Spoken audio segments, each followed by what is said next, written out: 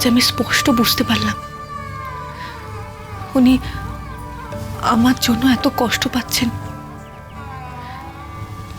নিজের প্রাণের মায়া ত্যাগ করে বারবার ছুটে আসছেন নিজের পরিবার ছেড়ে, নিজের ঘর ছেড়ে।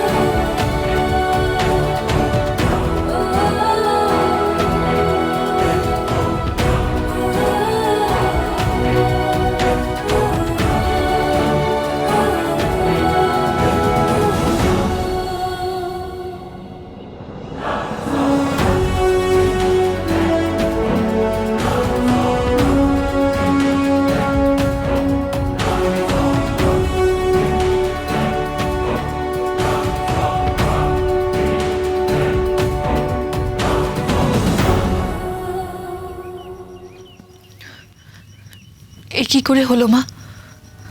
উনি উনি প্রফুল্লকে ভোলেননি।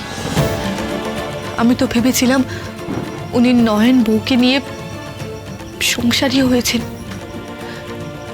স্ত্রী সন্তান নিয়ে সুখে সংসার করছেন।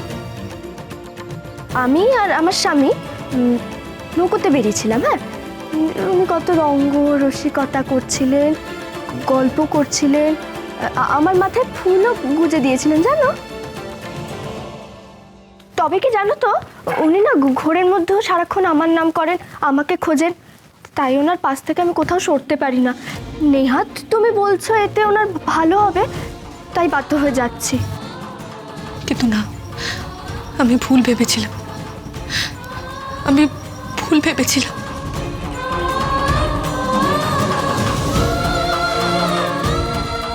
উনি ওনার বড় বউয়ের শ্রাদ্ধ শান্তি করেছেন ঠিকই, কিন্তু নিজের মনের মধ্যে বাঁচিয়ে রেখেছেন তার প্রফুল্লকে। শুধু বাঁচিয়ে রাখেননি, তিনি আজও প্রফুল্লকে খুঁজে বেড়ান। শুনছেন?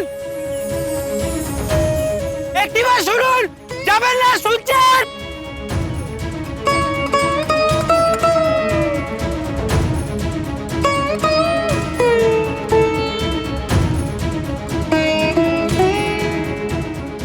ফিরে আসুন, ফিরে আসুন।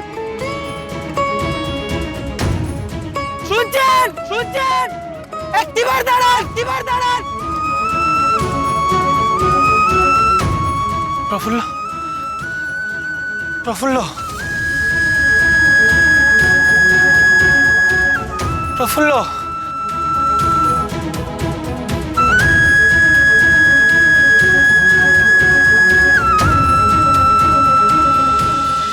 আমি তো স্বপ্নেও ভাবিনি যে উনি আমাকে এখনো ভালোবাসেন। কিন্তু কিন্তু এখন আমি কি করব? কি করব? আমি তো ওনার কাছে আর ফিরে যেতেও পারবো না। আমি যে আর আগের প্রফুল্ল নই।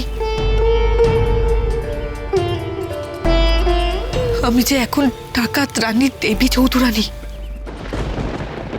এ বাড়ির দাসীদেরও একটা সম্মান আছে, চরিত্র আছে, তোমার সেটুকুও নেই। বেরিয়ে যাও এখান থেকে।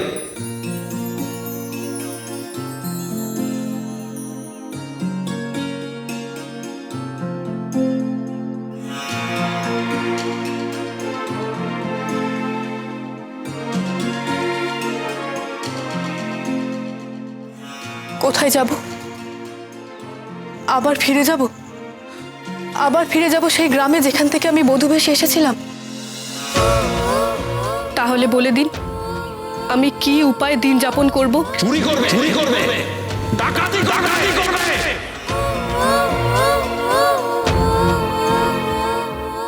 আমি তোকে বলেছিলাম না তুই একদিন রাজরানী হবি, আমার কথাটা মিলিয়ে নিস। তুই সত্যি একদিন রাজরানী হবি। তুই আমায় কথা দে পিপি, তুই সর্দারের মতো আমার কথা দে। তুই চোখের জল ফেলবি না, তুই রাজরানী হবি। ছোট থেকে মা বলতো তুই রানী হবি, কিন্তু আপনার ঘরে রানী হয়ে থাকা আমার ভাগ্য ছিল না। তাই আমি নিজের ভাগ্য নিজেই গড়েছি। আজ আমি বাংলার রানী দেবী চৌধুরানী। আজ আমার অনেক সন্তান, অনেক বড় দায়িত্ব। কি করে আমি আপনার কাছে ধরা দেব?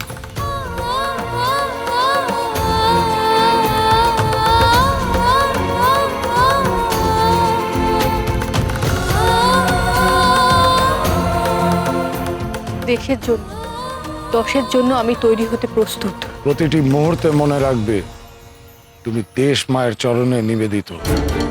ব্যক্তিগত চাওয়া পাওয়া, সুখ দুঃখ সব এই যজ্ঞের আগুনে পুড়ে শেষ হয়ে গেছে।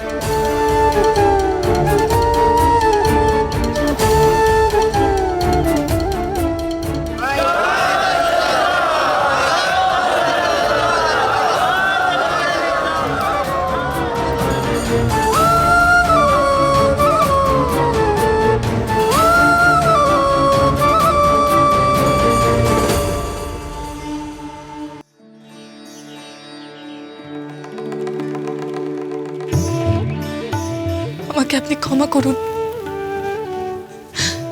আমাকে আপনার চোখের আড়ালেই থাকতে হবে। ভুলে যান আমাকে, ভুলে যান। আমার জীবনের প্রতিটা পদে পদে বিপদ। আমাকে মারার জন্য হন্যে হয়ে খুঁজছে কোম্পানির সৈন্যরা, জমিদারের লেঠেলরা। আমাকে খুঁজতে থাকলে আপনারও প্রাণ সংশয়। আপনি আমাকে ভুলে যান। আপনার প্রফুল্লকে আপনি ভুলে যান, ভুলে যান, ভুলে যান। আপনি ভুলে যান।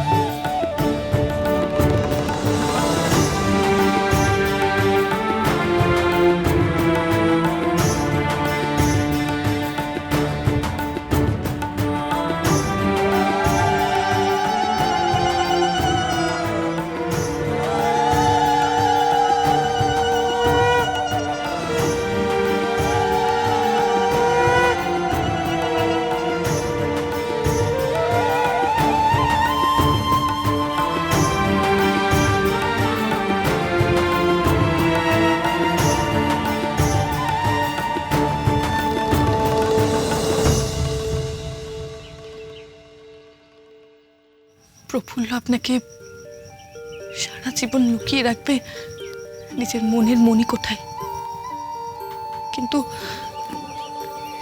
সামনে কোনোদিন আসতে পারবে না।